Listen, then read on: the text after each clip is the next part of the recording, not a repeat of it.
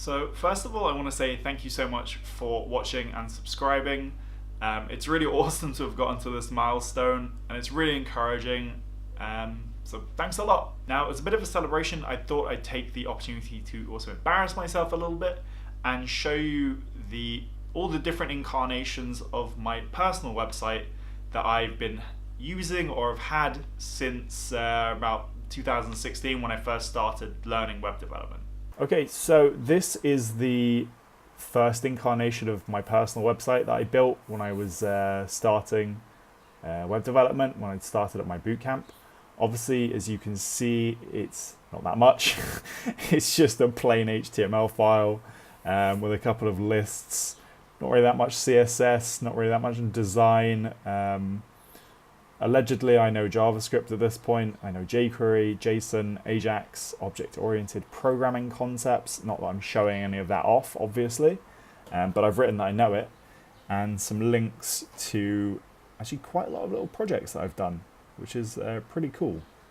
I don't remember that I'd done that many projects when I built my own website. So despite this not looking like the best thing in the world, it did actually teach me a lot. It taught me how to get a domain name sorted. It taught me how to work with FTP to upload files to a server. And it just really gave me that drive to say, like, here's something I built with my name on it, go and look at it. So it's pretty cool from that respect, even though it looks horrible from a design/modern web point of view. Right, so version 2, BAO, Ben Akehurst Online. I don't really know what I was trying to do here, but obviously you can see that I've tried to do a little bit more with some stock imagery, a pretty crappy menu that doesn't do anything, a little blurb about me.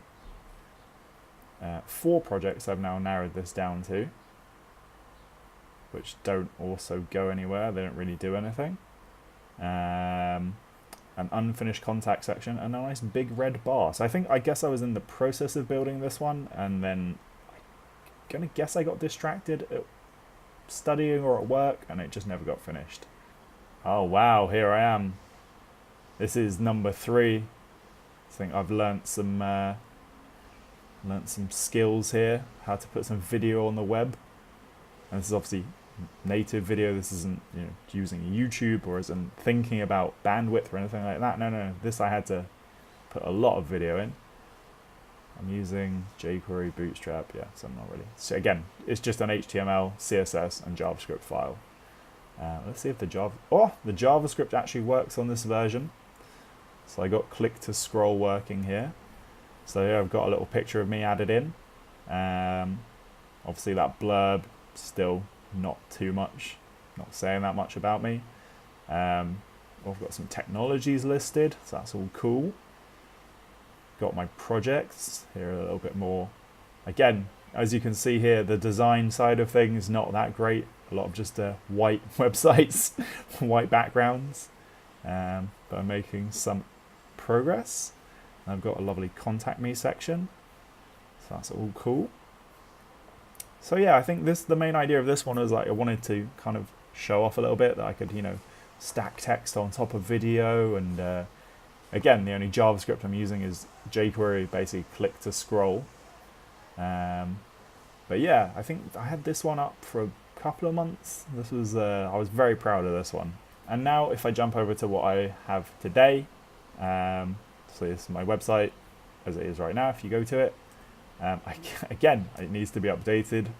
It needs to be updated with a lot of stuff actually, because it isn't really that representative of what I know how to do now. And it's also, again, it's just a plain HTML, CSS, and JavaScript file. JavaScript still works, but literally only to scroll. Yeah, I think I built this one, I'd say about 6 to 8 months ago, so just before I got my first job. I guess why I haven't updated it since. So as you can see there was quite a lot of progression that has been made since 2016, but I think there's some important takeaways. First of which being, don't be afraid to show off what you've built.